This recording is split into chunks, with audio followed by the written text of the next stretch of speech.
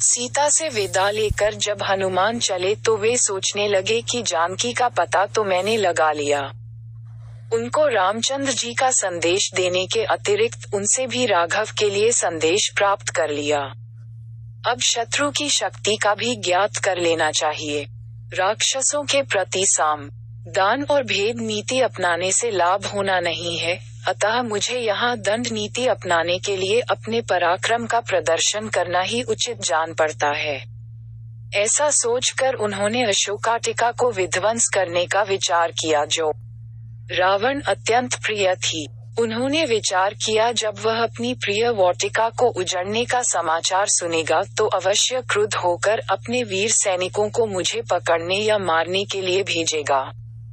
यह विचार आते ही वे वाटिका के सुंदर वृक्षों को तोड़ने तथा उखाड़ने, जलाशयों को मथने और पर्वत शिखरों को चूर चूर करने लगे। थोड़ी ही देर में वाटिका ऐसे जान पड़ने लगी मानो वह दावानल से झुलस गई हो।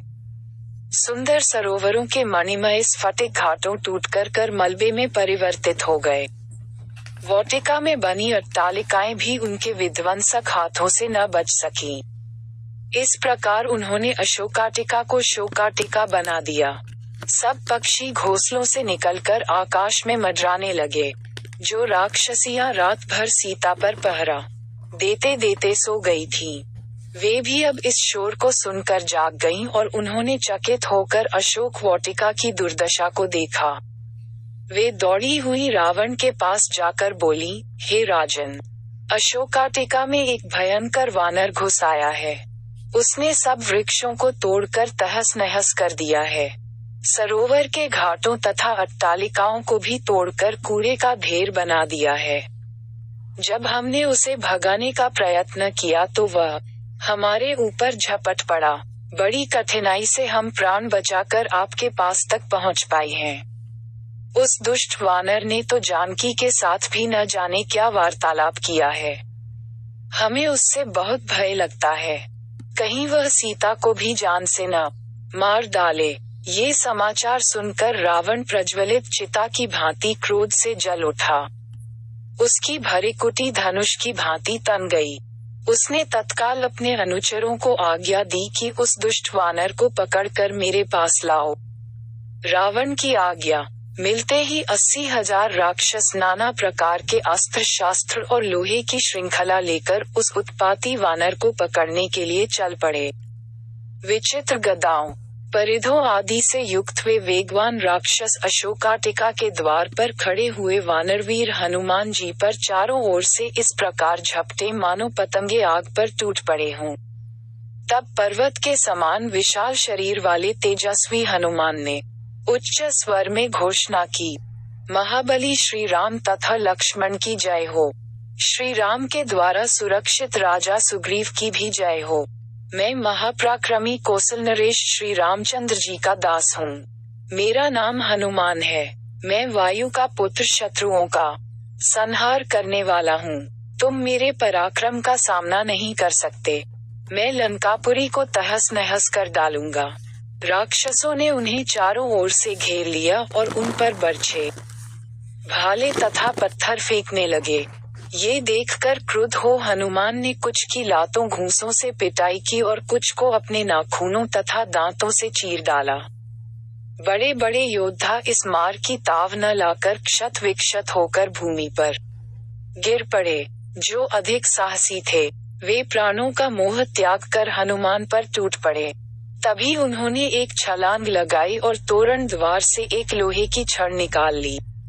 फिर उस छड़ से उन्होंने वह मार काट मचाई कि बहुत से योद्धा तो वहीं खेत रहे और शेष प्राण बचाकर वहां से भागकर रावण के पास पहुंचे। जब रावण ने इन राक्षसों की ऐसी दशा देखी तो उसका क्रोध और भड़क उठा। उसने प्रहस्त के पुत्र जम्बूवाली को बुलाकर कहा, हे वीर श्रेष्ठ, तुम जाकर उस वानर को पकड़ कर ले आओ। यदि वह जीवित न पकड़ा जा सके तो उसे मार डालो। मुझे तुम्हारे बल पर पूरा विश्वास है कि तुम इस कार्य को भली भांति कर सकते हो। रावण की आज्ञा पाकर जम्बूवाली अस्त्र शस्त्रों से सुसज्जित हो गधों के रथ पर सवार हो हनुमान से युद्ध करने के लिए चला। जब उसने उन्हें तोरण द्वार पर बैठे देखा तो वह दूर से ही उन पर तीक्ष्ण बाण चलाने लगा। जब कुछ बाण पवनपुत्र के शरीर को छेदने लगे तो उन्होंने पास पड़ी हुई एक पाषाण शिला को उखाड़कर जम्बूवाली की ओर निशाना साधकर फेंका। उस विशाल शिला को अपनी ओर आते देख उस वीर राक्षस ने फुर्ती से 10 बाण छोड़कर उसको चूर चूर कर डाला। जब हनुमान ने उस शिला को इस प्रकार टूटते देखा तो उन्होंने तत्काल एक विशाल वृक्ष को उखाड़कर राक्षसों पर आक्रमण करना आरंभ कर दिया, जिससे बहुत से राक्षस मरकर और कुछ घायल होकर वहीं धराशायी हो गए। अपने सैनिकों को इस प्रकार मरते देख जम्बूवाली ने एक साथ 4 बाण छोड़कर उसका वृक्ष काट डाला और फिर 10 बाण छोड़कर हनुमान को घायल कर दिया। जब हनुमान के शरीर से रक्तधारा प्रवाहित होने लगी तो उन्हें बहुत क्रोध आया और वे एक राक्षस से लोहे का मूसल छीनकर जम्बूवाली पर उससे धड़ाधड़ आक्रमण करने लगे, जिससे उसके घोड़े मर गए। रथ चकनाचूर हो गया और वह स्वयं भी निष्प्राण होकर पृथ्वी पर जा पड़ा। अगर आपको वीडियो अच्छा लगा तो सब्सक्राइब करें और शेयर करें एजुकेशन स्टोरी।